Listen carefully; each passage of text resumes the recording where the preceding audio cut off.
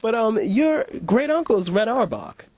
And I mean, did you communicate with him a lot? Oh, sure. Yeah, like I'll tell you one quick story he told me in his later years. When they tore down the Boston Garden and moved over to the Fleet Center in Boston, the Boston Garden hierarchy, whomsoever that was, held an auction. They auctioned off everything. Right, right. Parts of the parquet floor, the seats, this, that, everything else. One of the items that went was a Red Auerbach celebratory cigar for $500, to which Red said it wasn't even my brand. It was just somebody had thrown it on the floor. Oh, false. Well, how'd they know? Someone did pay for it, that's for sure. What did you learn from from Coach Auerbach, one of the great coaches ever in any sport? Well, you have to understand, he was a progressive thinker, both in his basketball and social views, which is the reason he did what was it, 11? 9 titles? 9 out of 10 times. And then he brought in Bill Russell and continued the string. Red knew talent, and Red knew how to build a team, and he knew everybody on the team and what they did for someone else. The only mistake he admitted he almost made, he didn't want Bob Cousy. He just got him because he was local, Holy Cross, and it was like his choice in the draft, and there was nobody else. But then he built the team around Cousy, and showed the importance of a point guard. Yes. The floor general. And he knew what to do to build a team, taking Larry Bird in the future draft, trading to get Bill Russell. And because Russell didn't want to play in St. Louis, obviously it was a very redneck city at the time. Right. And he traded up to number 2 choice after he'd called Syracuse, which had the number 1 choice. They were he impressed upon them they should take, wink, wink, Cy Hugo Green. And he'd throw in something that the owner of the Syracuse team also ran the Syracuse Memorial Stadium, and the owner of the Celtics owned the Ice Capades. We'll put in 5 dates for the Ice Capades in that trade.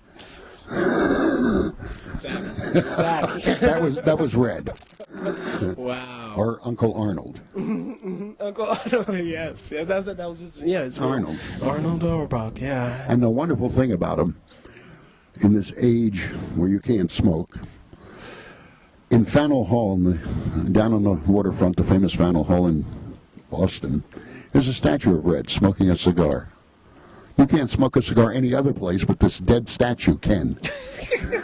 Love of boxing, where did that originate? I boxed on my college team, Maryland.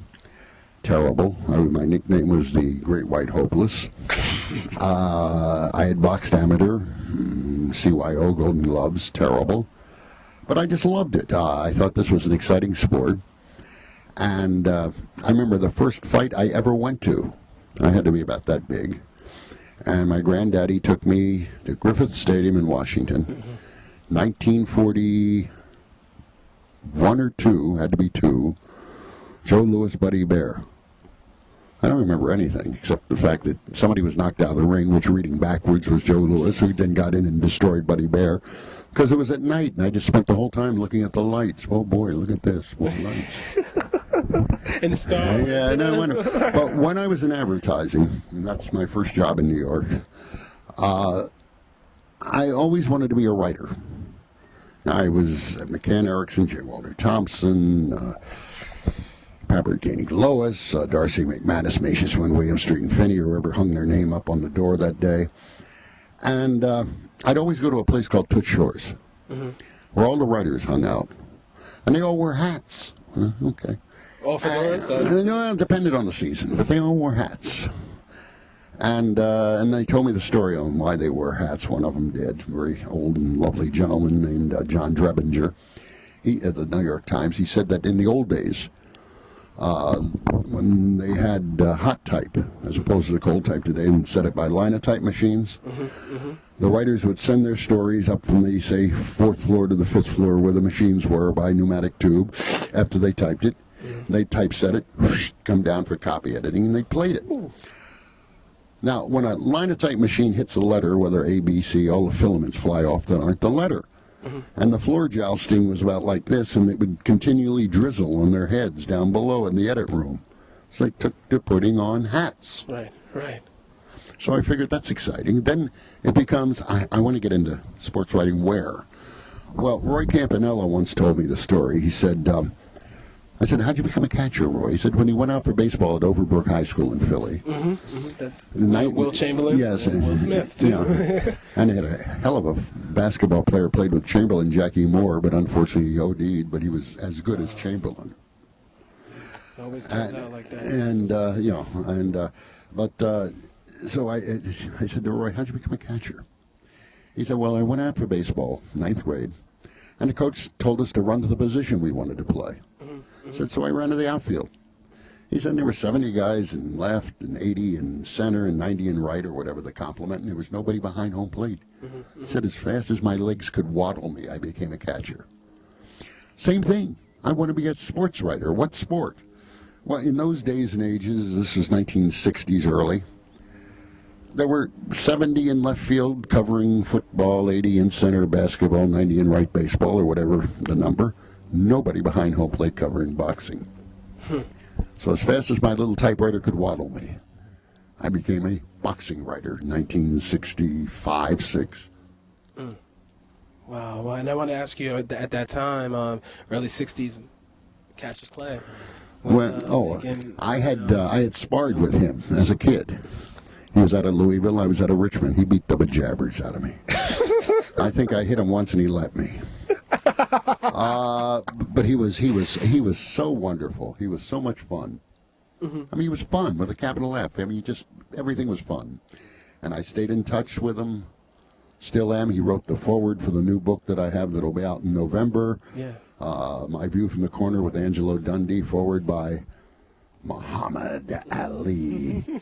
Definitely. And it's a fun book, by the by.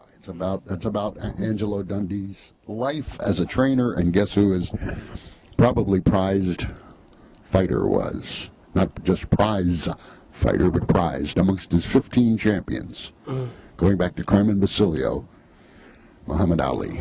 Yes. And I just kept in touch with him. Used to go up to Deer Lake and occasionally spar with him. Not to my benefit, thank you. Except he was a terrible sparring partner. Wow. I mean, he'd let you hit him.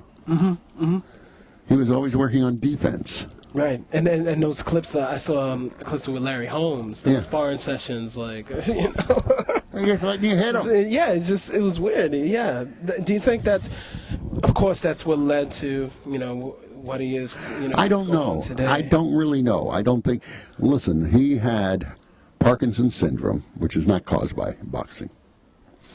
But getting hit in the head ain't going to help ingrown toenail.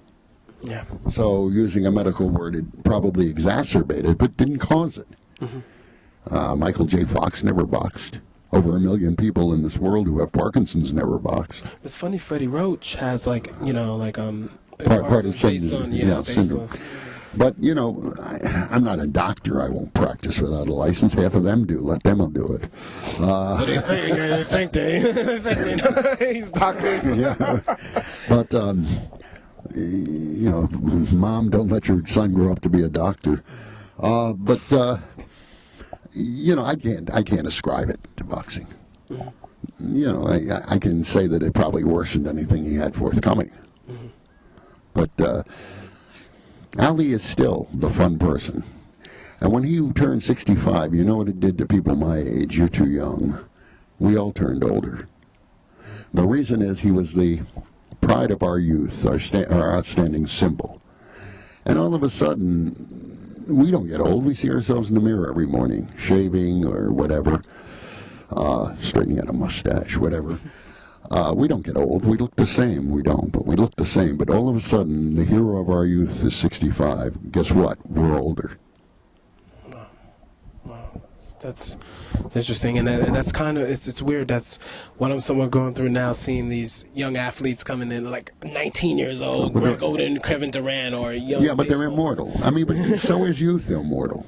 I mean, It's like, it's weird. I'm like, oh, wow, I'm 10 years older than these guys. What's going on? Well, what happens is the things I got away with as a youth, I wouldn't let my son and now my grandkids do. But because they're going to try them anyway. But I now know how risky and how really wrong they were. But as a kid, walking a ledge in a 10-story building, nothing's going to happen to me. And if you believe that. Yeah, exactly. You believe when you don't wake up, that's for sure.